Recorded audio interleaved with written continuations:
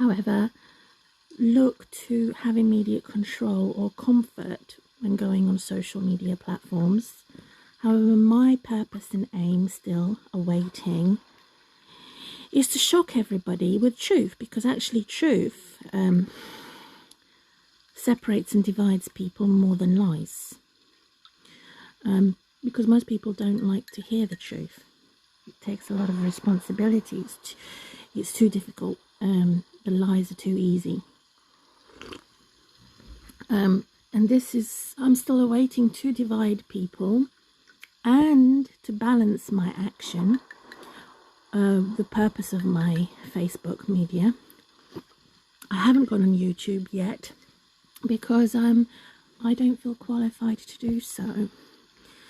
I don't meet their criteria.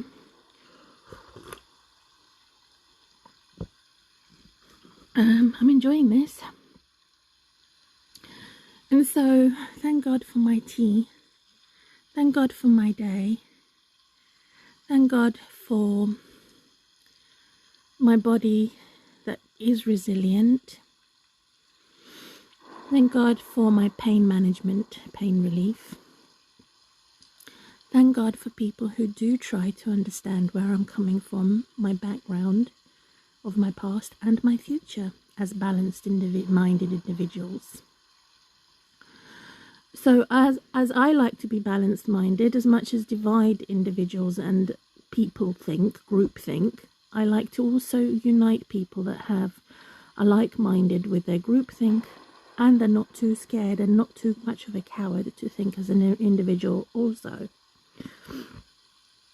So this is my competition, this is my challenge, to not only divide people, I want to unite people. And this is beyond immediate control. It takes a lot of self-discipline, self-control in other words. It takes a lot of my ability and skill to try and understand normal people and abnormal people that we call tyrants. Nobody wants to like a tyrant. And yet, when tyrants consider safety, they can be reformed and changed. According to religious practices and observation, many tyrants have been totally reformed, including the story of Peter Paul, whose name was changed. He was a tyrant and he changed. He was no longer a tyrant. He was not a service user of genocidal behavior, weaponry, warmongering, fear-mongering. He was no longer that service user. He became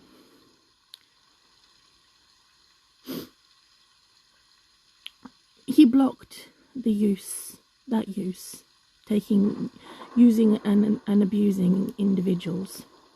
He changed, so he was no longer a tyrant, and he was serving God.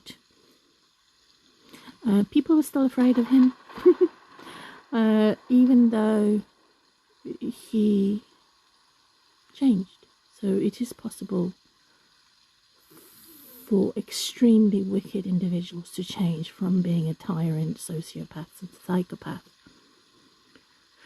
It is possible. Nothing is possible, because they come to acknowledge that it isn't only about immediate control and satisfaction and pleasure. It is about being able to endure pain for the purpose of putting the truth out in order to unite and divide. So that's who my God is. Almighty is. God Almighty looks at the extremes, and who God is a God of order, not chaos.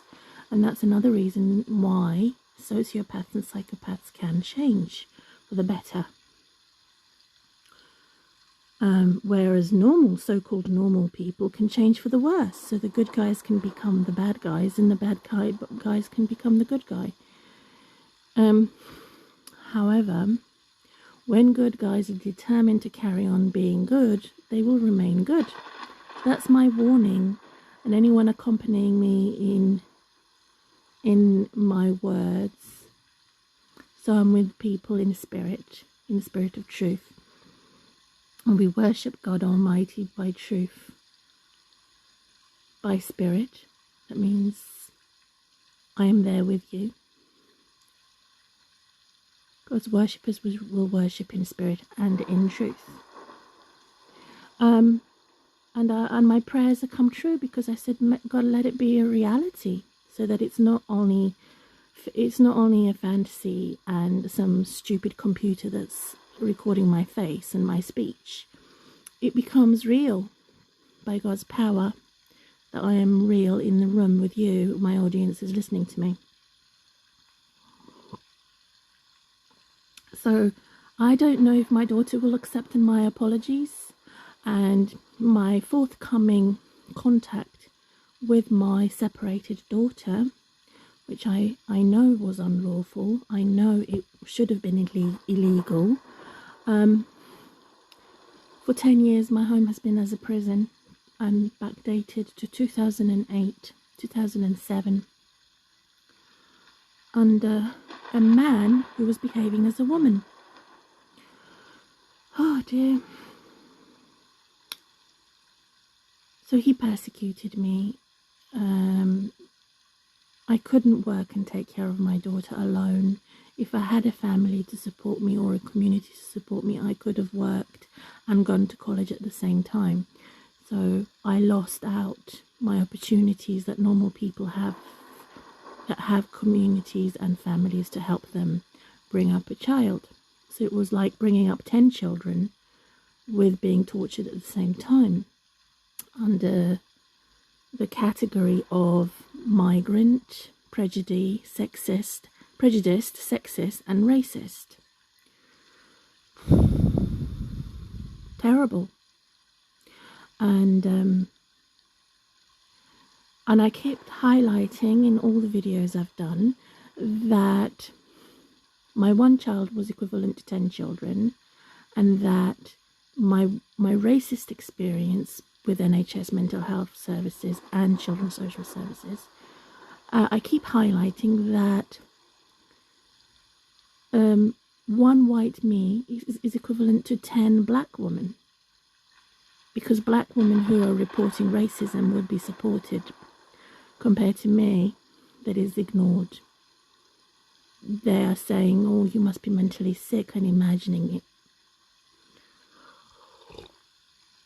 So unfortunately, my daughter and I are separated for the wrong reasons, for a minor paranoid person disorder, misdiagnosed.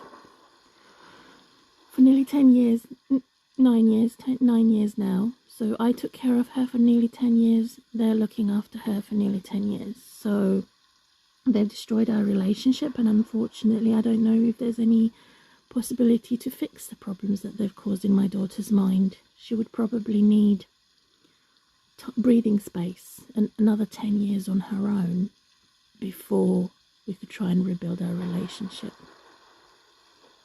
because it has caused her a lot of confusion and chaos and unfair competition and challenge. She doesn't feel complete. She feels like half of her is missing, and that's the pain of children's social services, to be captured by a system. And it's a monstrosity to the point that there is no escape. It's a dead end every turn, left, right, or centre. So these issues is based on social injustice, and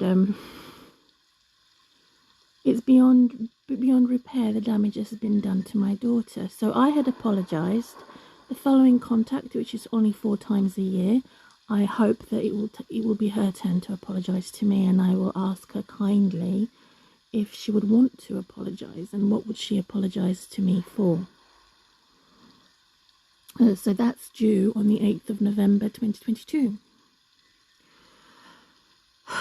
So I don't know if she would accept the idea or my request to see if she would apologize in order to build on her awareness so that she's not blinded, that not only has she caused me an offense, she's caused me a lot of pain and suffering, and it's not her fault, and she shouldn't be made to feel that it is her fault. However, she does need to acknowledge her wrong behavior, the fact that she's undisciplined, even though she's currently being emotionally abused, physically abandoned by me because of the system and because we're separated. I have not abandoned or neglected my daughter when we were together. Never. Never, ever. However, because we're separated, it does feel to me like I'm abandoning her and neglecting her, and that she's being emotionally and physically abused. However, that does not excuse her to have wrong behaviour and disrespect to me as her mum. I'm her biological mum. So no judge, no legal suit, no separation can block that evidence, biological evidence that I'm her biological mum and her only living parent. So she needs to be disciplined. She needs to acknowledge